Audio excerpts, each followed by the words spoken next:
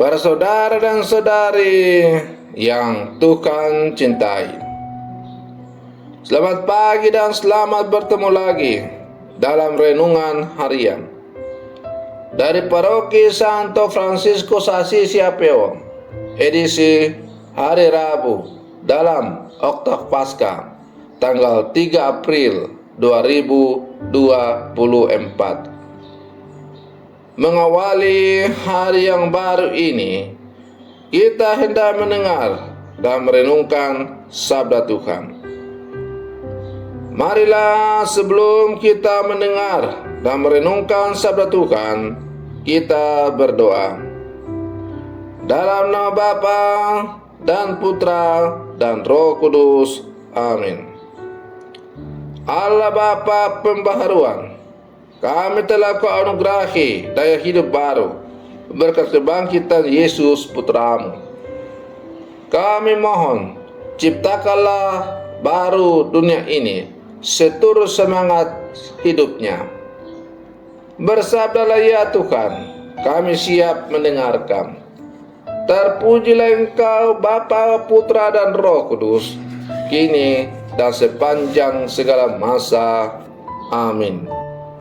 Para saudara dan saudari yang Tuhan cintai, sabda Tuhan yang hendak kita dengar dan kita renungkan untuk mengawali hari yang baru ini diambil dari Injil Lukas pasal 24 ayat 13 sampai 35. Tuhan bersamamu.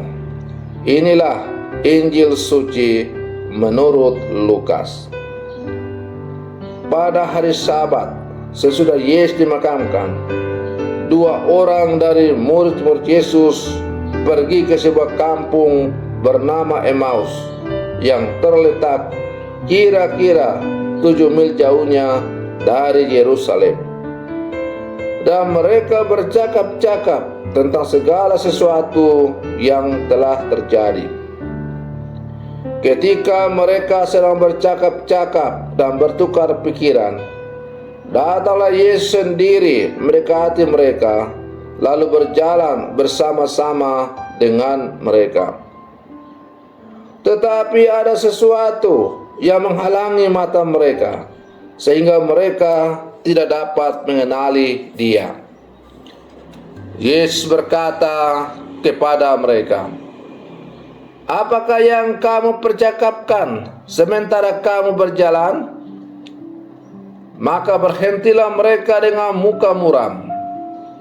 Seorang dari mereka, namanya Kleopas, menjawabnya, "Adakah engkau satu-satunya orang asing di Yerusalem yang tidak tahu apa yang terjadi di situ pada hari-hari belakangan ini?"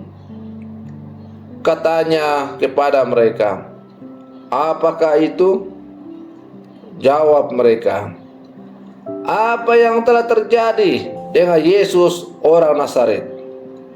Dia adalah seorang nabi yang berkuasa dalam pekerjaan dan perkataan di hadapan Allah dan di depan seluruh bangsa kami.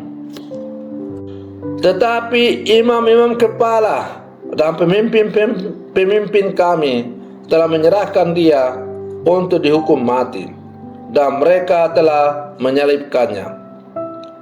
Padahal kami dahulu mengharapkan bahwa Dialah yang datang untuk membebaskan bangsa Israel. Tetapi sementara itu telah lewat 3 hari sejak semuanya itu terjadi, dan beberapa perempuan dari kalangan kami telah mengejutkan kami. Pagi-pagi buta mereka telah pergi ke kubur dan tidak menemukan mayatnya. Lalu mereka datang dengan berita bahwa telah kelihatan kepada mereka malaikat-malaikat yang mengatakan bahwa Yesus hidup. Dan beberapa teman kami telah pergi ke kubur itu dan mendapati bahwa memang benar yang dikatakan perempuan-perempuan itu. Tetapi Yesus sendiri tidak mereka lihat. Lalu ia berkata kepada mereka, "Hai kamu orang bodoh, betapa lambannya hatimu sehingga kamu tidak percaya akan segala sesuatu yang telah dikatakan para nabi. Bukankah Mesias harus menderita semuanya itu untuk masuk ke dalam kemuliaannya?" Lalu ia menjelaskan kepada mereka apa yang tertulis tentang dia dalam seluruh kitab nabi, mulai dari kitab-kitab Musa dan segala kitab-kitab nabi. Sementara itu mereka mendekati kampung yang mereka tuju. Ia berbuat seolah-olah hendak meneruskan perjalanannya, tetapi mereka mendesaknya dengan sangat. "Tinggallah bersama-sama dengan kami, sebab hari telah menjelang malam dan matahari hampir terbenam." Lalu masuklah ia untuk tinggal bersama-sama dengan mereka. Waktu duduk makan dengan mereka, ia mengambil roti, mengucap berkat, lalu memecah-mecahkan roti itu dan memberikannya kepada mereka. Ketika itu terbukalah mata mereka dan mereka pun mengenali dia. Tetapi Yesus lenyap dari tengah-tengah mereka. Kata mereka seorang kepada yang lain, "Bukankah hati kita berkobar-kobar ketika ia berbicara dengan kita di tengah jalan, dan ketika ia menerangkan kitab suci kepada kita?" Lalu bangunlah mereka dan langsung kembali ke Yerusalem. Di situ mereka mendapati ke-11 murid. Mereka sedang berkumpul bersama teman-teman mereka. Kata mereka kepada kedua murid itu, "Sungguh Tuhan telah bangkit dan telah menampakkan diri kepada Simon."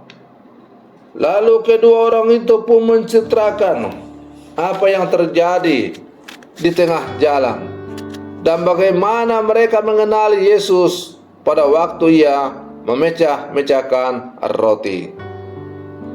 Demikianlah sabda Tuhan.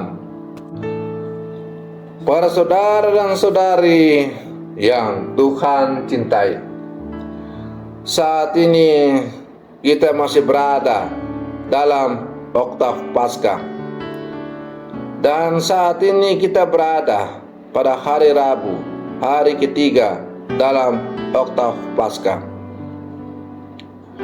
Salah satu kisah menarik dari pengalaman kebangkitan Kristus adalah apa yang dialami oleh dua orang murid dalam perjalanan ke Emmaus, sebagaimana yang kita dengarkan dalam kisah Injil pada hari ini.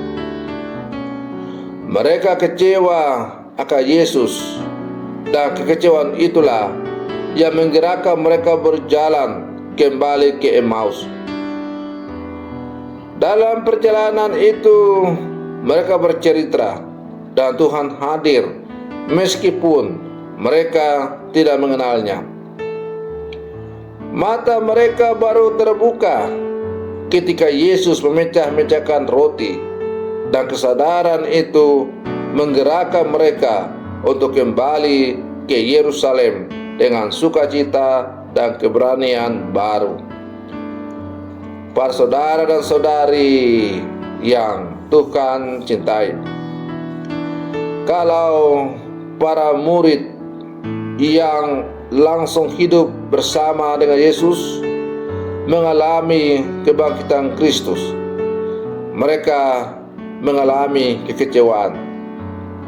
Lalu bagaimana dengan kita yang sekarang percaya kepada Yesus?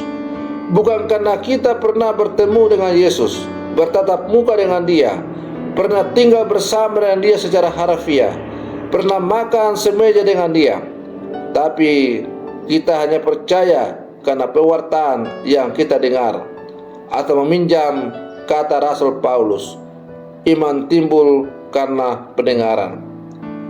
Apakah kita sungguh-sungguh percaya bahwa Yesus itu adalah Putra Allah yang telah bangkit dengan jaya? Ya, kita sungguh yakin dan percaya bahwa Yesus itu adalah Putra Allah yang telah bangkit dan menang dengan jaya. Itulah iman kita yang sungguh kita imani dengan mendalam, dengan segenap hati. Para saudara dan saudari yang Tuhan cintai, timbul sekarang pertanyaan, apa yang dapat kita pelajari dari pengalaman dua murid dalam kisah Injil hari ini? Dua murid itu mewakili orang-orang beriman yang kerap kecewa dan putus asa ketika harapan kepada Tuhan justru berbentur dengan kenyataan-kenyataan yang mengecewakan.